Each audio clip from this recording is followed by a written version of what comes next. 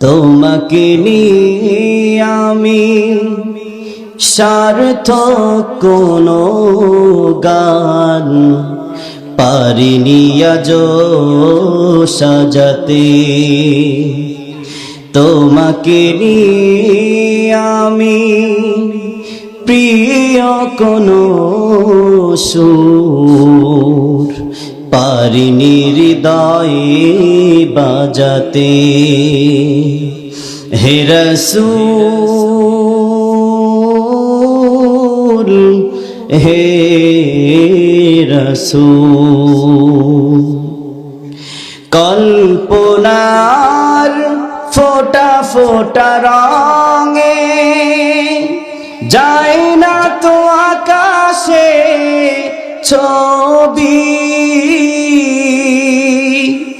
এমন কাব্য গাথা হয়নি কখনোই, পারেনি কভু কোনো কবি। ও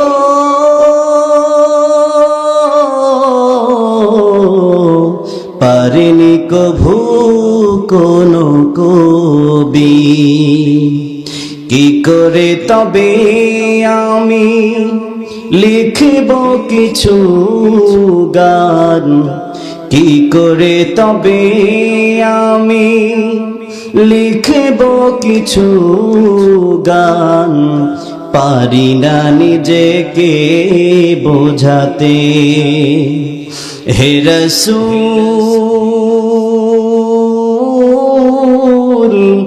হে রাসূল, তোমাকে নিয়ে আমি সার্থক কোনো গান পারিনি আজ সাজাতে।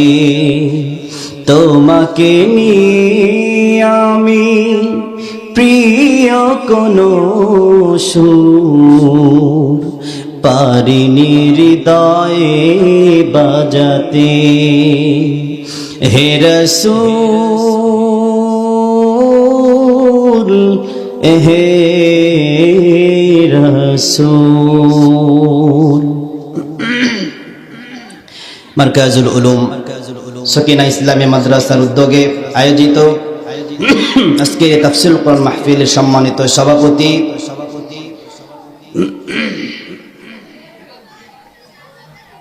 আজকের মাহফিলের সম্মানিত সভাপতি জনাব মোহাম্মদ আব্দুল হাই সিদ্দিকী, প্রধান শিক্ষক হাজী ওয়াজেদ আলী মাধ্যমিক বিদ্যালয় খেমিরদিয়ার ভেড়ামারা কুষ্টিয়া। আজকের মাহফিলের প্রধান অতিথি জনাব আলহাজ মোহাম্মদ ফয়জুল কবির বিপ্লব, বিশিষ্ট দায়ী ও বিশিষ্ট সমাজ সেবক। বিশেষ অতিথি বীর মুক্তিযোদ্ধা আলহাজ মোহাম্মদ আনোয়ার হোসেন বাবলু, সভাপতি অত্র মাদ্রাসা। বিশেষ অতিথি আরো কিছু আছেন, ওনারা সহ আজকের মাদ্রাসার সম্মানিত মুহতামিম প্রিয় বন্ধুবর হাফেজ মাওলানা মুফতি শামীম আল মিসবাহ, উনি সহ আমার সামনে উপবিষ্ট আমার পিতৃ সমতুল্য মুরব্বিয়ে কেরাম, যুবক ভাইয়েরা, পর্দার অন্তরালে সম্মানিতা শ্রদ্ধা ও মা ও বোনেরা, সকলের প্রতি আন্তরিক শুভেচ্ছা এবং সালাম। আসসালামু আলাইকুম ওয়া রাহমাতুল্লাহি ওয়া বারাকাতুহু। প্রিয় ভাই বাবাজিরা, সকলে কেমন আছেন? আমাদের ভালো রেখেছেন কে? ভালো রাখার মালিক কে? আমাদের যা কিছু দরকার যিনি দেন তিনি কে? কেউ যেটা দেখেন না সেটা দেখেন কে? কেউ যেটা দেয় না সেটা দেন কে? আমাদের সকল প্রয়োজন যিনি পুরা করেন তিনি কে? একমাত্র আল্লাহ সুবহানাহু ওয়া তাআলা।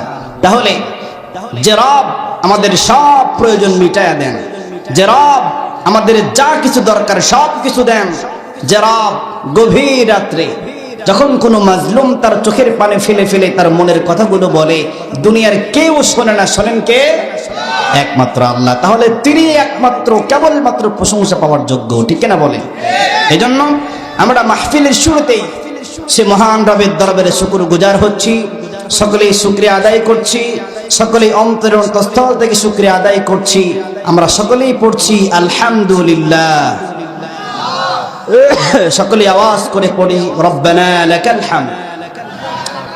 হামদান কাসীরান তাইয়িবান মুবারাকান ফীহি ইয়া রাব্বি লাকাল হামদু কামা ইয়ানবাগি লিজালালি ওয়াজহিক ওয়া আযীমি সুলতানিক। প্রশংসা আদায় করলাম কার? সব সময় প্রশংসা আদায় করবো কার? আল্লাহ পাকের। কারণ আল্লাহ পাক তিনি নিজেই আমাদেরকে প্রশংসা করতে বলেছেন, ঠিক কিনা? আল্লাহ পাক বলছেন, বান্দা লা ইন শাকারতুম লা আযীদান্নাকুম, আমি যে তোমাদেরকে নিয়ামত দিয়েছি, এই নিয়ামতের শুকরিয়া যদি আদায় করো তাহলে তোমার নিয়ামতকে আমি আল্লাহ পাক বৃদ্ধি করে দিব। সুবহানাল্লাহ।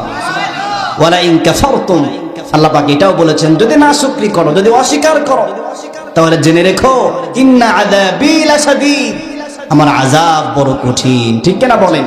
এজন্য আল্লাহ পাক আমাদেরকে যে নিয়ামতগুলো দিয়েছেন, এই নিয়ামতের জন্য সদা সর্বদা আমরা আল্লাহ পাকের শুকরিয়া আদায় করব ইনশাআল্লাহ। সম্মানিত উপস্থিতি, আমি আপনাদের সামনে সূরাতুল ফুরকান থেকে কয়েকটা আয়াত তেলাওয়াত করেছি। উক্ত আয়াতগুলা থেকে আজকে কিছু কথা বলবো ইনশাআল্লাহ। তবে তার পূর্বে আমরা একটা বিশেষ কিছু কথা বলে তারপরে শুরু করবো ইনশাআল্লাহ। আমাদের এই তো আর কয়েকদিন পরে একটা মাস আসতেছে, বলেন তো মাসটার নাম কি? আমরা সকলে একটু বলি, রমজানুল মুবারক। মাসের নাম কি? রমজানুল মুবারক। এই রমজান মাসটা অত্যন্ত আল্লাহ তাআলার কাছে গুরুত্বপূর্ণ, অত্যন্ত মর্যাদাপূর্ণ, ঠিক কিনা বলে?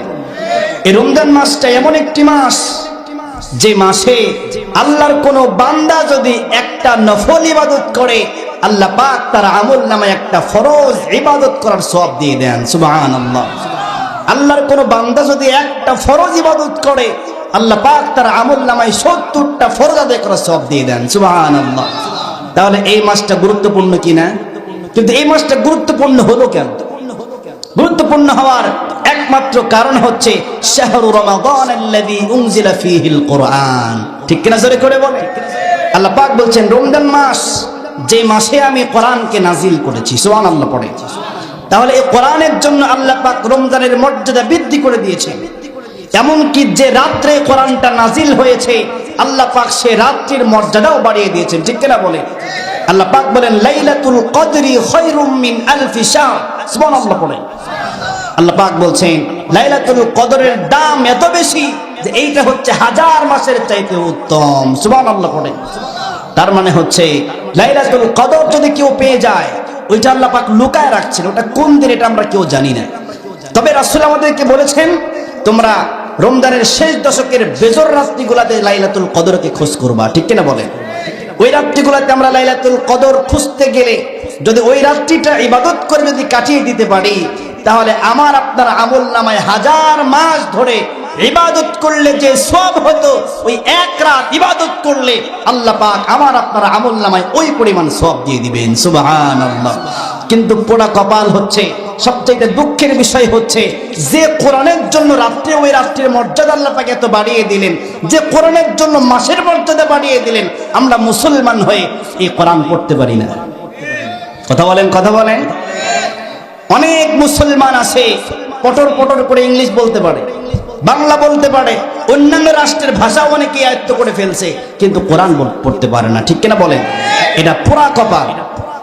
এই কাজটা আমরা করব না। আমরা মুসলমান, আমরা ইঞ্জিনিয়ার হই, ডক্টর হই, আর যাই হই না কেন, সবার শুরুতে একজন মুসলমান হিসাবে আমার দায়িত্ব হচ্ছে কোরআনুল কারীমের শিক্ষা গ্রহণ করা, ঠিক কিনা বলে?